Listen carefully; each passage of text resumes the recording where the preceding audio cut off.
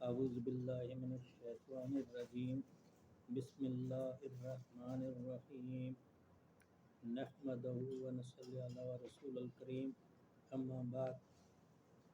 میرے مسلمان بہن بھائیوں، السلام علیکم ورحمۃ اللہ وبرکاتہ۔ میں اس سے پہلے بھی کئی بار آپ لوگوں کی خدمت میں دینی باتیں پیش کرتا رہا۔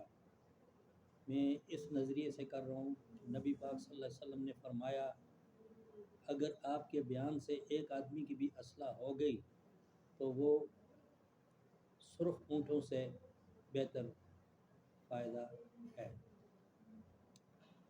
تو اللہ تعالی ہمیں مزید توفیق دے کہ ہم اپنا اسلامی پیغام مسلمانوں تک پہنچائیں، آمین۔ وہ پہلے میرا موضوع یہ ہے مکافات عمل، یعنی مکافات عمل اسے کہتے ہیں کہ یعنی جو کچھ ہم نے کیا اس کا صلہ ہمیں ملے گا۔ اگر اچھا کیا تو اچھا ملے گا، برا کیا تو برا ملے گا۔ قرآن کریم میں اللہ تعالیٰ ارشاد فرماتا ہے وَمَا أَصَابَكُم مِّن مُّصِيبَةٍ فَبِمَا كَسَبَتْ أَيْدِيكُمْ وَيَعْفُو عَن كَثِيرٍ۔ اے انسان، تمہارے اوپر جتنی بھی مصیبتیں اور پریشانیاں آتی ہیں وہ تمہارے اپنے اعمال ہی کی وجہ سے آتی ہیں۔ اور اللہ تعالیٰ کہتا ہے کئی باتوں سے تو میں درگزر کر لیتا ہوں۔ فرض کر ایک آدمی کسی کو کہے کہ یار میں تو چھوٹی چھوٹی باتوں کی تو پرواہ ہی نہیں کی ہے، آپ نے اتنے بڑے مسئلے میں مجھے الجھا دیا، تب مجھ سے برداشت نہیں ہو رہا ہے۔ تو اللہ تعالیٰ نے انسان کو اس لیے پیدا کیا کہ وہ اس کی عبادت کرے، اور سب سے اچھا انسان وہ ہے جو اللہ کی مخلوق کے ساتھ اچھا ہو۔ اللہ تعالیٰ کو وہ انسان پسند ہے۔ شرک کے بعد سب سے بڑا گناہ جو ہے وہ کسی کی دل آزاری ہے، اللہ میں اس سے بچائے۔ بعض لوگوں نے اپنی آخرت برباد کر دی اولاد کی خاطر، اور کتنی عورتوں نے اپنے گھر والوں کو ان کے بھائیوں سے کاٹا، ماں باپ سے کاٹا، سیٹ پہ رکھا۔ یقین مانے یہ بہت بڑا کبیرہ گناہ ہے، کبیرہ گناہ ہے۔ دوسری بات یہ ہے ہم لوگ تو کہتے ہیں غیبت، یعنی غیبت اس انسان کے مقبول اعمال اس دوسرے کی طرف چلے جاتے ہیں جس کی غیبت کی ہو۔ میں نے خود بھی بہت غیبتیں کی ہیں، بہت کیا، لیکن اللہ تعالیٰ سے معافی کا طلبگار ہوں، اللہ تعالیٰ معاف کرے۔ تو قیامت کے دن اس شخص کا برا حشر ہوگا جس نے دوسروں کے لیے اپنی آخرت خراب کی۔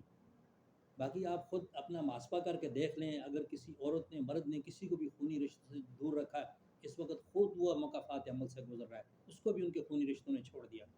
یہ مکافات عمل ہے، اس سے ہر انسان کو گزرنا پڑے گا۔ اگر جنہوں نے رشتوں کو جوڑا تو انشاءاللہ تعالیٰ ان کے بھی جو رشتے ہیں ان کو جوڑیں گے۔ میں اکثر ہر آدمی کے آگے یہ سوال کرتا رہتا ہوں کہ ہر عورت مرد اپنی اولاد کو وصیت کرتے ہیں کہ بھائی آپ آپس میں مل جل کر رہیں، آپ آپس میں اتفاق کریں۔ وہ کوئی عورت میرے سامنے آ جائے جس نے اپنے میوں کو ترغیب دی ہو کہ تم اپنے بھائیوں کے ساتھ اتفاق کرو، اگر آپ کے بھائیوں نے کچھ کھایا پھر تو کوئی مسئلہ نہیں، وہ آپ کے بھائی تھے، آپ نے اپنے ماں باپ کو دیا، ایسا نہیں بولے گی۔ اپنے بچوں کو بولے گی بھائی آپس میں اتفاق کرو، اچھے ہو کے رہو، تم آپس میں بھائی ہو۔ کبھی اس نے یہ بھی غور کیا کہ جس کے گھر میں میں رہتی ہوں اس کے بھی بھائی ہیں، ان سے میں ان کو کیوں جدا کروں؟ اور اس کا پورا آگے سے مقابلہ کرے گی، جی بھائی میرا گھر والا ہے، اور اپنے بھائیوں کو اتنا پیار محبت دے گی کہ آدمی حیران ہوتا ہے۔ اگر فون بھی آ جائے تو جی بھی رہا، جی بھی رہا، جی بھی رہا تو ٹھیک آتا۔ اگر کر لے تو پراؤ دا فون ہے گا ہاں پڑھ کو نہیں گل ہوندی ہے چھوڑ دفعہ کرا گا۔ یہ جو بہت افسوسناک باتیں ہیں کہ میں اس کے ساتھ بات نہیں کر سکتی ہوں کیونکہ وہ میاں کا گھر والا ہے۔ اور جو اپنا بھائی ہے اگر اس نے 100-200 روپے بھی دے دیا، میرا بیر صدقے جاؤں میرے بھائی نے دیا ہے، اللہ اس کو بہت دے، اللہ اس کو دینے والا کرے۔ اگر گھر والے نے پورا گھر بھی بار دیا تو نہیں بھائی کچھ بھی نہیں ہوتا ہے۔ اگر اس کا کوئی بھائی آگے کوئی چیز اٹھا لے، بھائی وہ تو اٹھا کے لے گیا کیوں لے گیا؟ وہ بھائی اس کا بھائی تھا لے گیا، تمہارا بیٹا بھی جو ہے 2 بیٹے اگر تمہارے 4 ہیں وہ آپس میں مل جل کے بیٹھ کے کھاتے ہیں تو آپ کتنی خوشی کا اظہار کرتے ہو کہ ماشاءاللہ ہماری اولاد میں بہت اتفاق ہے، خوش ہوتے ہیں۔ کبھی اس پہ بھی غور کیا کہ ہم اپنے بھائیوں کے ساتھ کتنے مل بیٹھے؟ اور ہر انسان کا بچپن کا یہی دور ہوتا ہے، محبت کرنے کا یہی دور ہوتا ہے۔ بعد میں شادیاں ہوتی ہیں، اور یہ کیوں ہوتے ہیں؟ یہ فساد کیوں ہوتے ہیں؟ یہ رنجش کیوں ہوتی ہیں؟ کین اور بغض رکھنے سے۔ یعنی اکثر علماء بیان کرتے ہیں کہ بھائی حضرت انس رضی اللہ تعالیٰ عنہ کا نبی پاک نے فرمایا کہ حدیث پہ عمل کرو جنت مل جائے گی۔ تو وہ کیا ہے کہ اپنے دل میں بغض اور کینہ نہیں رکھو، لیکن وہ ساتھ یہ تشریح نہیں کرتے ہیں کہ بھائی پہلے نماز ضروری ہے، اپنی اصلاح ضروری ہے، پہلے نماز کے بغیر کوئی نیک عمل قابل قبول نہیں ہے۔ کئی لوگ نماز کو چھوڑ کے ہاتھ رکھ کے بیٹھ جاتے ہیں، علماء کرام نے کہا جی بس اس حدیث پہ ہم عمل کر رہے ہیں، ہم نے کینہ اور بغض نکال دیا۔ کیسے نکال دیا؟ نہیں نکلا۔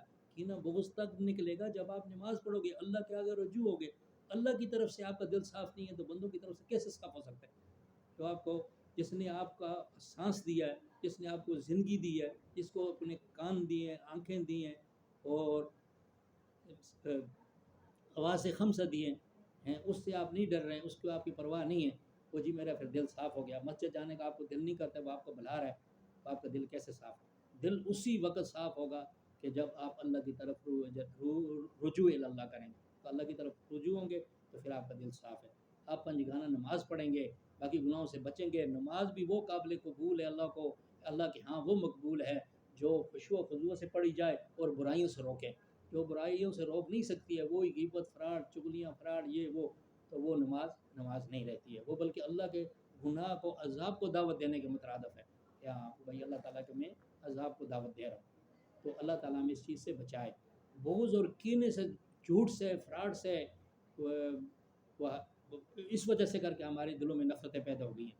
اگر ہم اپنے دلوں کو صاف رکھیں تو نفرت ہونے کا سوال ہی نہیں پیدا ہوتا۔ اگر ایک آدمی دوسرے کو سامنے زبان کے، اپنے آنکھوں کے سامنے ویلکم کرتا ہے، خوشی کا اظہار کرتا ہے، اگر پیٹھ پیچھے بھی ایسا کرے تو سوال ہی نہیں پیدا ہوتا کسی کا اپنے میں مسئلے مسائل بنے۔ اس کو اچھی طرح سے کھلا پلا کے جب جو جاتا ہے تو بھائی اس نے دماغ خراب کرنے کے لیے آ گیا، یہ کہاں سے آ گیا؟ اب فرض کرو جیسے میں ہوں، میری اولاد نہیں ہے، کئی لوگ مجھے نہیں پسند کرتے ہیں بھائی ویسے یار فضول آ گیا، پتہ نہیں کچھ مانگنے کے لیے آ گیا، لیکن اللہ مجھے بچائے۔ میں نے کسی سے کبھی کچھ بھی نہیں مانگا، اللہ دے رہا ہے، یہ اس کا معاملہ ہے، یہ کسی کا بھی نہیں ہے۔ تو بہرحال میں اپنے رشتوں سے اس لیے محبت کرتا ہوں اللہ کی رضا کے لیے۔ اب میں نے بھی ایک سوچا کہ بھئی ایک آدمی مجھے پسند ہی نہیں کرتا تو میں کیوں اس کے جا کے گلے لگوں زبردستی جا کے؟ تو میں نے تو اللہ کو جواب دینا ہے، اگر اللہ مجھ سے اگر جواب طلب کرے گا تو ان سے بھی کرے گا۔ اگر میرا کوئی بھائی ہے یا چاچا زاد ہے یا کوئی میرا خونی رشتوں میں جو بھی ہیں، تو اللہ تعالیٰ ان کو بھی پوچھے گا کہ بھائی آئے یہ بیکا صد میں اس کی اولاد نہیں ہے، اس کا کوئی نہیں تھا تمہارے بغیر، تو یہ تو تمہارے در پہ آتا رہا، تمہیں یہ بہت یاد کرتا رہا، تمہارے لیے دعائیں کرتا ہے، تو تم نے کبھی اس کو کیوں نہیں پوچھا؟ اب یقین مانو مجھے فون بھی کوئی نہیں کرتا ہے کہ بھائی تم کیسی ہو یا ٹھیک ہو، اسی وجہ سے کہ یعنی بھائی یہ کس کام کا ہے، ہمارے کس کام آئے گا؟ بہرحال یہ ہے اللہ تعالیٰ بعض ایسے لوگوں سے کراتا ہے، خدمت میری کرواتا ہے، وہ جو کہتے ہیں نہیں بھئی ہم اللہ کی رضا کے لیے کر رہے ہیں، ہمیں دعاؤں میں یاد رکھنا، ہمارے لیے دعا کرنا۔ بہت مخلوق ہے اللہ کی، کیونکہ اللہ کی مخلوق بہت ہے، تو اللہ نے کسی کو پوچھ کے پیدا نہیں کیا، اللہ تعالیٰ خود ذمہ دار ہے۔ تو بات میں کر رہا تھا رشتوں کو کاٹنے کی، تو یہ رشتوں کے بارے میں بار بار میں اس لیے تاکید کر رہا ہوں کہ اس کی بڑی اہمیت ہے۔ اللہ تعالیٰ کہتا ہے کہ میں نے آپ کو رشتوں میں اس لیے بانٹا ہے کہ آپ ایک دوسرے کی پہچان رکھو، پہچان کر لی کہ نہیں بلایا، نہیں تو کلو مسلمین اخوا بول دیا، سارے مسلمان آپس میں بھائی ہیں، لیکن نہیں، خونی کے رشتوں کے لیے الگ اس کا تذکرہ کیا قرآن پاک میں کہ اللہ تعالیٰ فرما رہا ہے کہ ان رشتوں کو کاٹو نہیں، رشتوں کو جوڑو۔ میرے ایک رشتہ دار ہیں، مفتی ہیں، تو اس کے چاچا کے بیٹے ان سے تعلق نہیں جوڑتے ہیں، تو میں نے اس کو بولا یہ کیا معاملہ ہے مفتی صاحب، آپ ماشاء اللہ اتنے اچھے مفتی ہو؟ تو کہہ رہا ہے کہ بس میرا یہی قصور ہے، میں نے تو کسی کچھ بھی نہیں بولا، میں نے دین کو اپنا لیا، اب دین پہ چل رہا ہوں۔ تو بعض ہمارے رشتہ دار جو سائنس پڑھے ہوئے ہیں، کسی نے بی اے کر لیا، کسی نے اگر ایف اے کر لیا، ماسٹر کر لیا، کسی نے ڈگریاں اٹھائی ہوئی ہیں، ہاں یہ داڑھی ضروری نہیں ہے، نہیں داڑھی ضروری نہیں ہے، او بھائی داڑھی ضروری ہے۔ 1,24,000 پیغمبر سب داڑھی والے تھے۔ حضرت یوسف علیہ السلام کو اللہ تعالیٰ نے آدھی دنیا کے برابر حسن دیا اور ان کے بھی داڑھی تھی، اگر داڑھی بری لگتی تو یوسف علیہ السلام کے ہٹ آتے تھے، اللہ تعالیٰ نہیں دیتے، نبی پاک صلی اللہ علیہ وسلم کی ہوتی ہی نہیں، کوئی مسئلہ ہی نہیں تھا، یا انسان کو اللہ نے پیدا کیا تو اس کی ضرورت ہی نہیں تھی، اس کی کیا وجہ ہے؟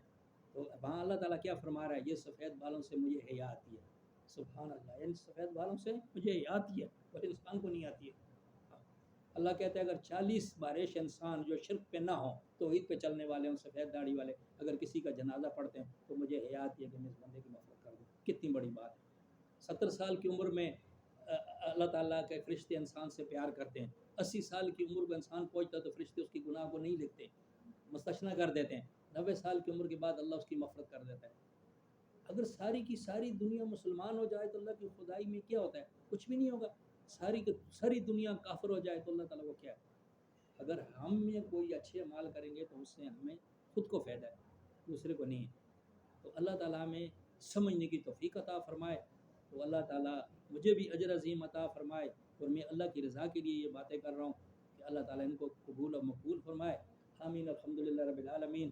میں اپنے مسلمان بھائیوں کے لیے دعا کرتا ہوں کہ اے رب العالمین جتنے بھی مسلمان اس دنیا سے رخصت ہو گئے یا اللہ تو ان کی بخشش فرما، آمین یا رب العالمین۔ جتنے لوگ بھی بیمار ہیں گھروں میں یا باہر ہیں اسپتالوں میں ہیں یا اللہ تو ان کو صحت یاب کر، یا اللہ جتنے لوگ مقروض ہیں قرض دار ہیں یا اللہ ان کے قرض کو ادا کرنے کے اسباب پیدا کر، یا اللہ جو لوگ بے روزگار ہیں ان کو حلال کا روزگار عطا فرما، یا اللہ جو لوگ بے اولاد ہیں ان کو نیک و صالح اولاد عطا فرما، یا رب العالمین جو لوگ صراط المستقیم سے بھٹکے ہوئے ہیں یا اللہ ان کو صراط المستقیم پہ چلنے کی توفیق عطا فرما، یا رب العالمین جو اولاد اپنے والدین کی نافرمان ہے یا اللہ ان کو فرما بردار بنا، یا اللہ ہم کو برائیوں سے بچا، یا اللہ ہم کو صراط المستقیم پہ چلنے کی توفیق عطا فرما، یا رب العالمین۔ کائنات کا ذرہ ذرہ آپ کا محتاج ہے، آپ کسی کے بھی محتاج نہیں ہو، دنیا میں کسی کو بھی کسی کا محتاج نہ کر رب العالمین، خاص کر کے اپنے رشتہ داروں کا پروردگار، رشتہ داروں کے تانے مینے یا اللہ یہ بہت برے ہیں، یا پروردگار اپنے خزانوں سے سارے مسلمانوں کو نواز رب العالمین، یا اللہ پروردگار سارے مسلمانوں پہ اپنی رحمت کے دروازے کھول دے رب العالمین، یا الہی رحمت کر تیری ہر گھڑی درکار ہے، سب بڑے درباروں میں تیرا ہی بڑا دربار ہے، گنہگار ہیں بدکار ہیں